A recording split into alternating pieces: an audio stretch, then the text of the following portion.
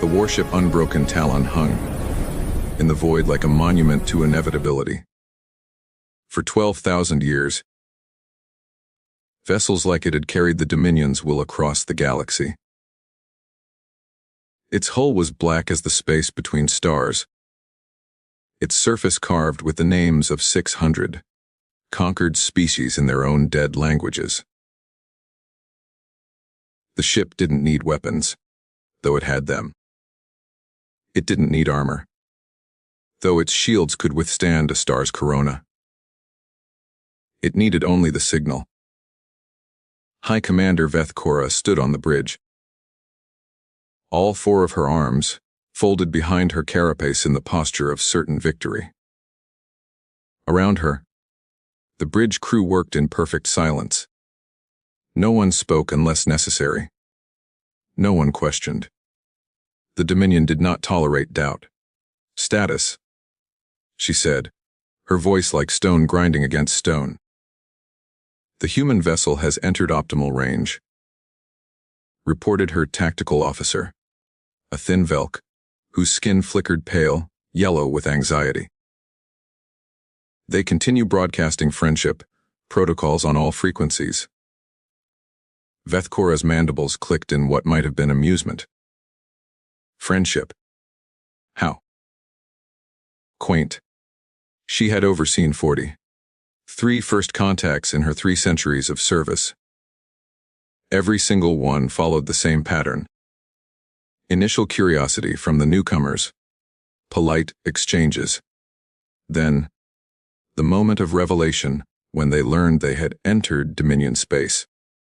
Then came demands for submission, refusal, and finally, inevitably, the signal. After the signal, there was only surrender. The humans would be no different. "Engage visual contact," Veth Cora commanded. The view screen shimmered to life, revealing the human ship. It was smaller than expected, perhaps a quarter the size of the Unbroken Talon. Its design was inelegant, functional, covered in what appeared to be communication arrays and sensor pods, rather than weapon emplacements. Bold letters marked its hull. USS ENDWR. A curious name. Veth Cora filed it away. A moment later, a human face appeared on the screen. Veth Cora studied it with the practiced eye of a conqueror. Bilateral symmetry. 2 eyes, unusual color, like shallow water. Hair atop the head only, graying at the temples. Soft skin, no natural armor. The creature wore a dark blue uniform, with colorful insignia patches. Weak, like all the others. "This is Captain Sarah, Chen of the United Nations Starship Endeavour," the human said, its mouth moving to form words that the translator rendered in Dominion Standard. "We come in peace, representing the people of Earth. We're honored to make first contact with your civilization." The captain's expression was open, curious. It even appeared to be smiling. A facial gesture Veth Cora's cultural database, identified as indicating friendliness. How tragically innocent. "I am High Commander Veth Cora of the Galactic Dominion," she replied. "You have entered Dominion space. By ancient law and unbreakable precedent, you will submit to Dominion authority. You will provide complete charts of your territory, full technological specifications of your vessels, and biological data on your species. You will accept Dominion governance. These are not negotiations." She watched for the typical reactions: confusion, anger, defensive posturing. Instead, Captain Chen's expression shifted to something thoughtful. "I understand you're presenting your position," Chen said carefully. "However, humanity has its own sovereignty. We'd be happy to discuss trade agreements, cultural exchange, even mutual defense pacts. But we can't simply surrender our independence to an empire we just met. I'm sure you can understand that. Vethkora's secondary eyes narrowed. The human's tone was respectful but firm. It showed no aggression, but also no submission. This one would need the signal. You misunderstand, Vethkora said, her voice dropping to the register that preceded violence. I am not offering options. I am stating reality. The Dominion has ruled this galaxy for 12,000 years. No species has refused us. No species has survived refusing us. With respect, Commander, Chen replied. There's always a first time. We're not looking for conflict. But we're also not going to kneel to threats. Perhaps we could activate the signal, Vethkora commanded. Her tactical officer hesitated for precisely half a second, an eternity in military time, before complying. Signal active. Commander. Across the void. Invisible and irresistible. The fear weapon reached out toward the human ship. The signal was the Dominion's oldest and darkest secret. Developed by the First Empire from the psychic remnants of a dead species. It was a weapon that bypassed shields, armor, and flesh to strike directly at the mind. It didn't cause pain. It didn't cause injury. It caused knowing. The signal made its targets understand, with absolute certainty, that they were prey. That resistance was futile. That submission was the only escape from the primal, overwhelming terror that filled every thought. It was the fear of being hunted by something vast and unstoppable. The fear of watching everyone you loved consumed. The fear of extinction. No species had ever withstood it. Most surrendered within seconds. The stubborn ones lasted minutes before their minds broke entirely. Vethkora watched the view screen, waiting for Captain Chen to collapse, to scream, to beg. Instead, Chen's expression changed. Her eyes widened slightly. Her breathing quickened.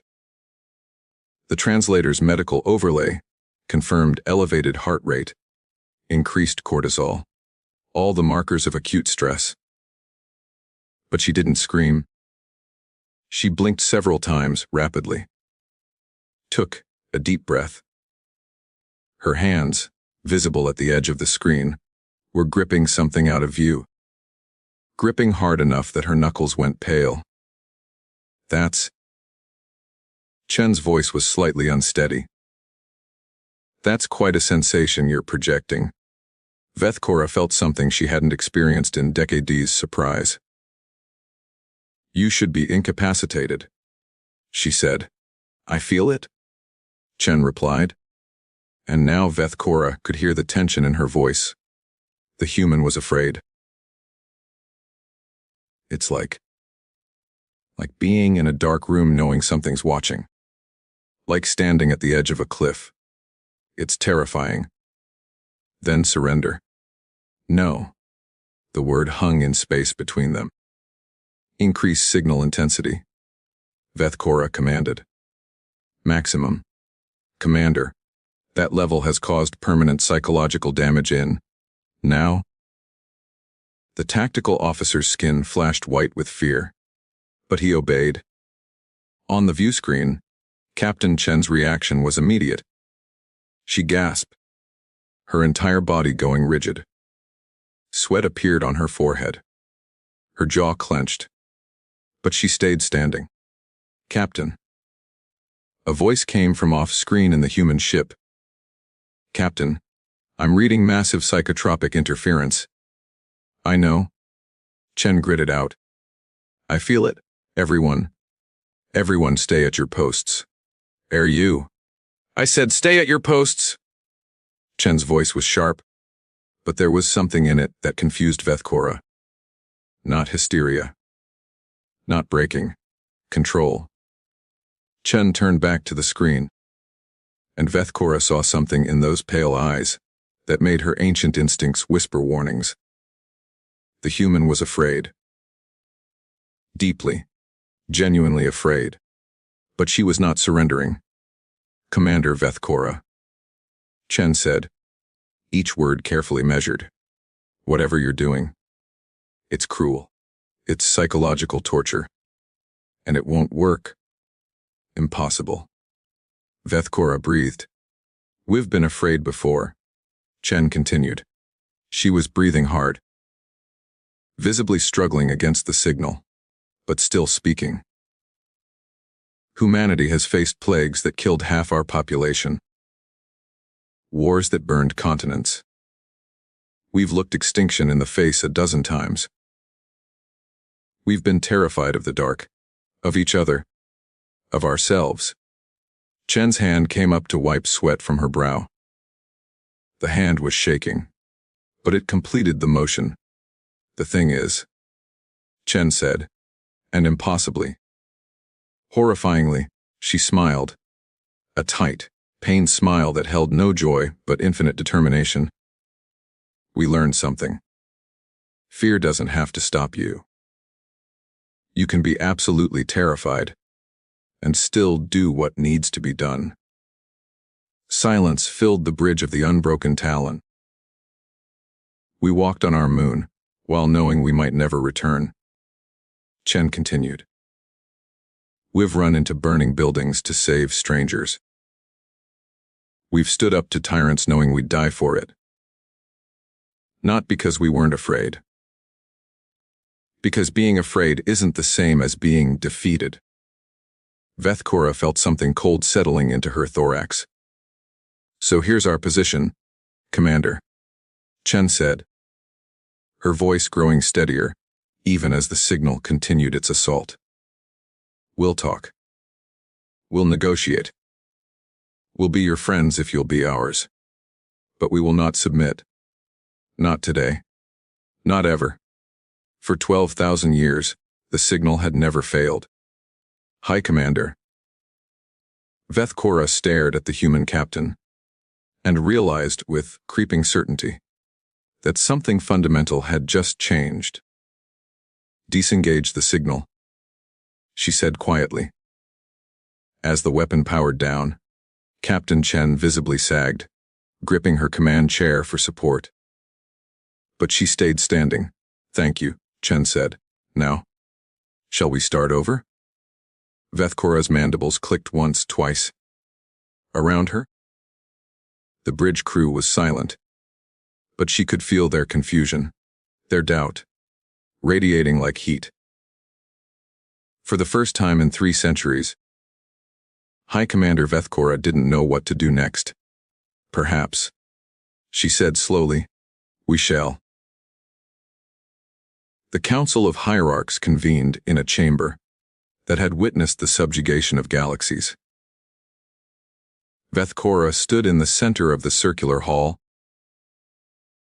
her forearms held in the posture of formal report, while 12 of the Dominion's most powerful beings regarded her from elevated thrones. The chamber was designed to intimidate, its ceiling lost in darkness above, its walls lined with the skeletal remains of species that had resisted too long. The bones were arranged in patterns that spelled out a single word in 600 extinct languages. "Submit. Explain," said Hierarch Moxtel, his crystalline body refracting the dim light into sharp, cutting angles. "Explain how a single ship of primitives withstood the signal." Vethkora had anticipated this question. For the 3 days it took to return to the Dominion capital, she had reviewed the sensor logs 100 times. She had questioned her crew under neural scan to ensure no one had tampered with the equipment. The impossible had happened. She could only report it. The humans did not withstand the signal. "Hierarch," she said carefully. "They experienced its full effect. Medical scans confirmed elevated stress hormones, accelerated heart rates, neurological patterns consistent with extreme fear. They were terrified. Yet they did not surrender. Hierarch Sylvain observed, her serpentine body coiling tighter around her throne. That is not possible. The signal creates certainty of doom. It bypasses rational thought entirely. The humans appear to possess an unusual relationship with fear, Hierarch. They acknowledge it, experience it fully, but retain the ability to function despite it. Their captain described it as, Vethkora accessed her memory implant for the exact words, being absolutely terrified, and still doing what needs to be done. Silence filled the chamber like a held breath. Insanity, muttered Hierarch Kroth, his massive bulk shifting on his reinforced throne. They must be mentally defective. Brain damage. Genetic flaw. I considered that possibility. Vethkora replied. But their behavior does not suggest impairment. They negotiated coherently, displayed tactical awareness, showed concern for their crew. They appeared disciplined, as if fear were simply another variable to account for rather than a force to obey. Preposterous.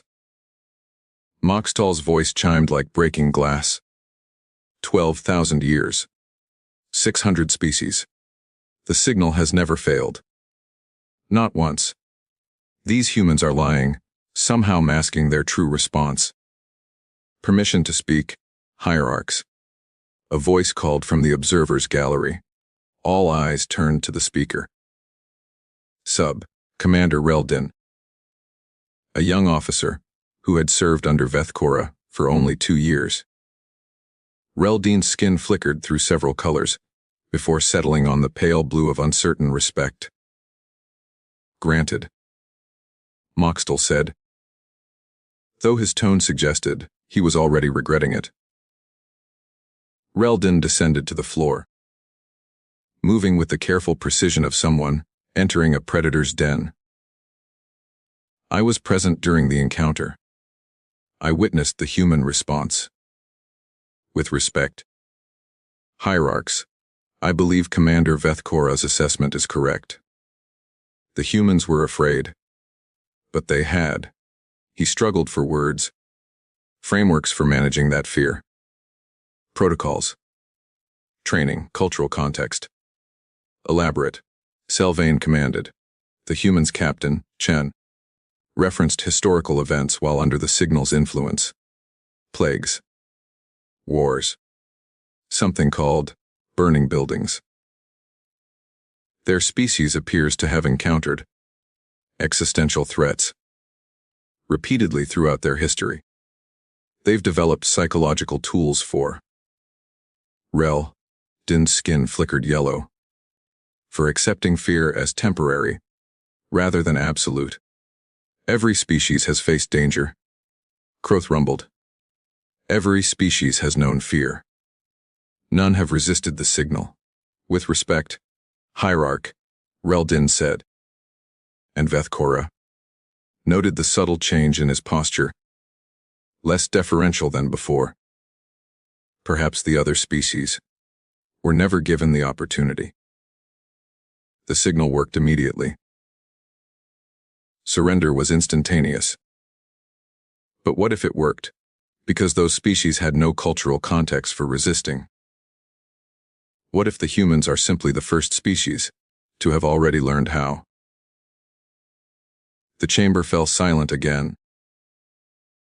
But this time the quality of the silence was different. Vethkora recognized it from battlefields.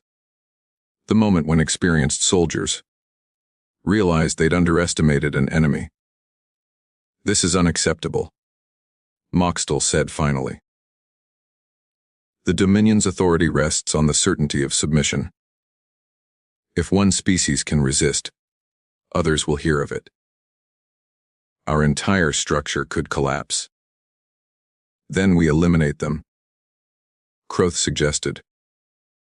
Destroy their homeworld before they can spread word of their resistance.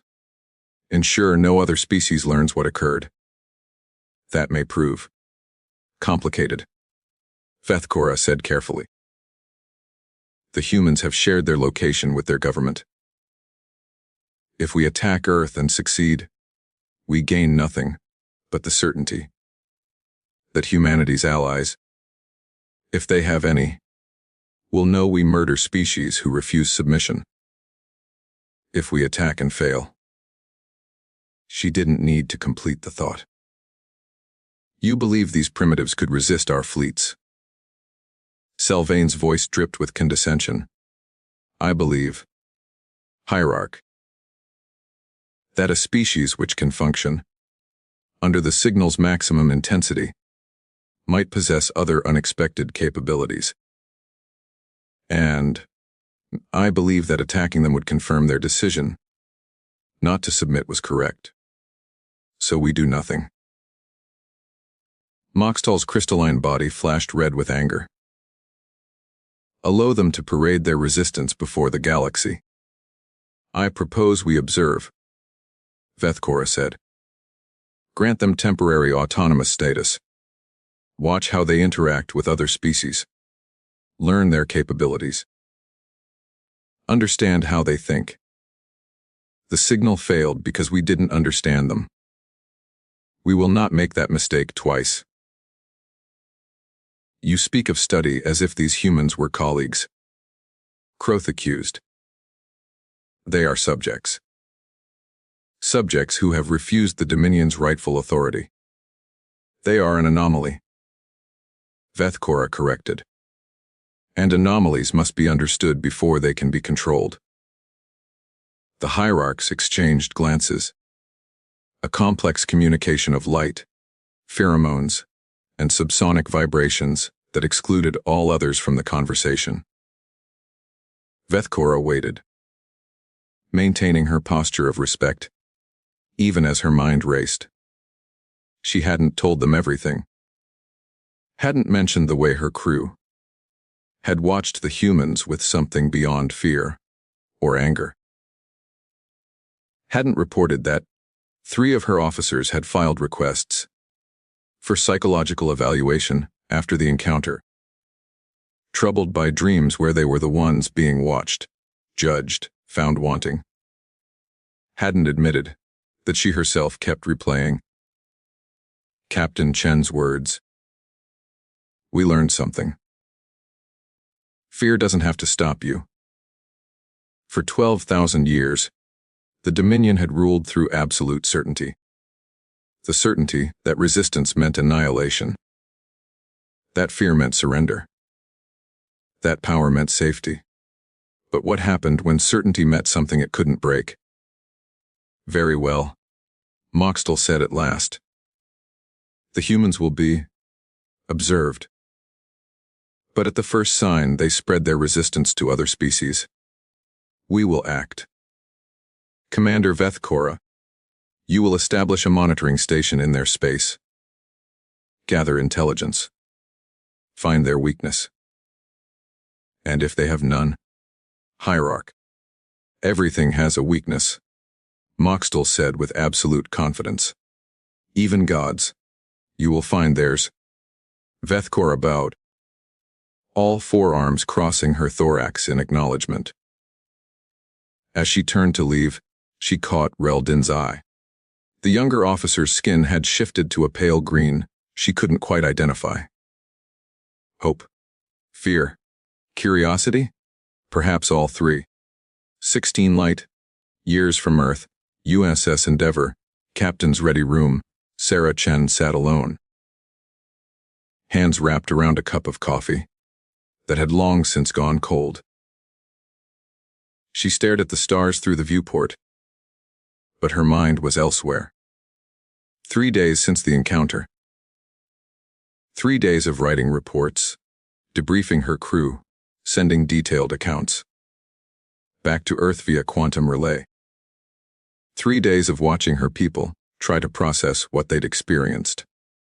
The fear had been real. God, it had been real. It was like every nightmare she'd ever had compressed into a single moment of absolute certainty that something vast and hungry was about to consume her. The kind of fear that made you want to curl into a ball and hide and promise anything, if it would just stop. She'd wanted to surrender. Every instinct had screamed at her to give in. But instinct was just one voice in the conversation. And humans had learned long ago that instinct could be wrong. Her comm chimed. "Captain, Dr. Okonkwo would like to see you. Send her in." Doctor Amara Okonkwo, the Endeavor's chief psychologist, entered carrying a tablet and wearing the expression of someone who'd made a disturbing discovery. She was a tall woman with clothes, cropped hair and eyes that missed nothing. "Captain, I've compiled the crew evaluations from the encounter," she said without preamble. "The results are concerning." "How bad?" 11 crew members are experiencing anxiety symptoms. 5 are having nightmares. 2 requested sedatives to sleep. Okonkwo paused. "But here's what's interesting. None of them want to go home." I asked everyone individually if they wanted to return to Earth, to leave the mission. Every single person said no. Chen blinked. "Even the ones having nightmares, especially them." Ensign Park said, and I quote, "My grandmother survived the Seoul evacuation during the resource wars. She was terrified every day. But she kept teaching, kept helping neighbors, kept living. If she could do that, I can handle a scary alien broadcast." "That's," Chen searched for words. "Typical," Okonkwo finished. "They're all referencing historical trauma, personal stories, cultural memories of surviving fear. It's like the entire species has been preparing for this moment without knowing it." Chen thought about her own reference points during those terrible seconds under the signal. Her grandfather, a firefighter, describing what it felt like to enter a burning building. Her mother, a surgeon, explaining how you keep your hands steady when a patient's life depends on it. Generations of humans who'd felt fear and done their duty anyway. Deader. "Okonkwo, do you think other species don't have those stories?" The psychologist sat down heavily. "I think they probably do. But maybe they were never allowed to remember them. If the first time you meet a superior force, that force makes you submit instantly, you never get the chance to discover you could have resisted. The fear becomes the answer instead of just a question. So we're not special. We're just the first ones to get the chance to try. Maybe. Or maybe we're the first ones crazy enough to have prepared for existential terror as a baseline human experience." Okonkwo smiled thinly. "Hard to say which is more accurate."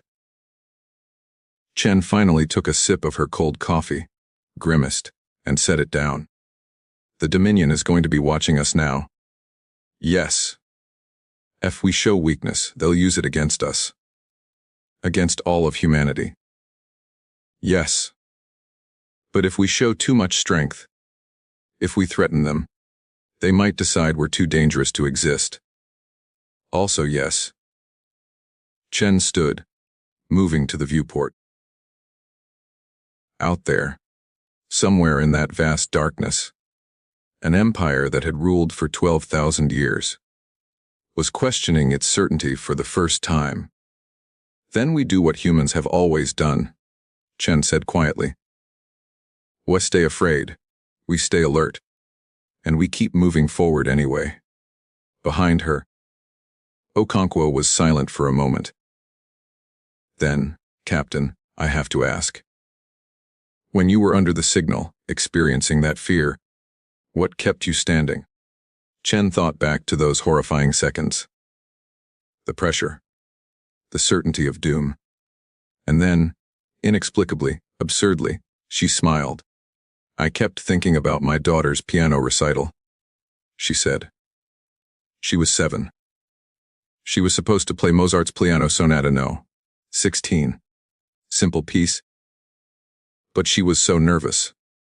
Shaking. I could see her hands trembling on the keys. She looked at me in the audience, and I could see she wanted to run. What happened? She played the entire piece. Hit every note. When she finished, she looked at me and said, "Mama, I was so scared. But I did it anyway." Chen turned from the viewport, her eyes bright. That's what I thought about. My 7-year-old daughter, being brave. If she could do that for Mozart, I could do it for humanity. Okonkwo laughed, a surprised, genuine sound. We're going to confuse the hell out of these aliens, aren't we? Docker. Okonkwo, Chen said, moving back to her desk and pulling up the star charts. I think we already have. Dominion Monitoring Station Gamma 7. On the edge of human space. Sub. Commander Reldin watched the human transmissions with growing unease. The monitoring station was equipped with the Dominion's most sophisticated technology: quantum interceptors, neural pattern analyzers, cultural modeling AI. Everything needed to understand and eventually dominate a new species. But the more Reldin watched, the less he understood. The humans were sharing their encounter with the Dominion openly, broadcasting it. Not as propaganda, not as a threat, but as information. News. They called it First Contact Protocol Disclosure. He watched Captain Chen address what appeared to be a governing body on Earth. She described the signal honestly, the terror, the pressure, the desire to surrender. She didn't hide her fear or pretend it hadn't affected her. But fear is not control. Chen said to the assembled humans, "We were afraid. We will likely be afraid again. But we chose our path based on our principles, not our fear. And I believe that's the most human thing we could have done." The assembled humans, hundreds of them, representing different factions and nations, stood and applauded. They were celebrating their fear, celebrating their resistance. Reldin's skin flickered through a dozen colors as he tried to process this. In Dominion space, such a moment would be seen as weakness. A commander admitting to fear would be removed, possibly executed. Fear was failure, but these humans seemed to view it as validation, proof of something. Sub. Commander. His communications officer called out, "We're detecting increased human activity. Multiple vessels launching from their home system. Military vessels." Negative. They appear to be science ships, exploration craft, heading in various directions. Reldin pulled up the trajectory plots. The humans were scattering throughout the sector, not in a defensive posture, but in an expansion pattern. As if they'd just confirmed the galaxy was full of other beings and decided to go meet them all. They're not afraid, the communications officer said, confused. After facing the signal, after learning about the Dominion's power, they should be fortifying their homeworld. Instead, they're exploring. No. Reldin said slowly, understanding dawning. They are afraid. That's why they're exploring. They're afraid of staying isolated, of being unprepared, of not knowing what's out there. That makes no sense. It makes perfect sense. Reldin replied, his skin settling into a color that signified deep thought. For humans, fear is not a stop sign. It's a compass. It tells them where to pay attention, where to be cautious, but not where to stop moving. He thought back to the encounter, aboard the unbroken Talon. The way Captain Chen had gripped her chair, but stayed standing. The way she'd acknowledged the terror, but continued speaking. For the Dominion, fear was the end of resistance. For humans, fear was just the beginning. "Sir?" the communications officer said, his voice uncertain. "Should we report this to the hierarchs?" Reldin hesitated. If he reported honestly, he'd have to admit that the humans were becoming more active, more curious, more engaged. Precisely the opposite of what the signal should have caused. The hierarchs would see this as failure. His failure. But if he didn't report it, if he hid the truth, that would make him like them. Like the humans.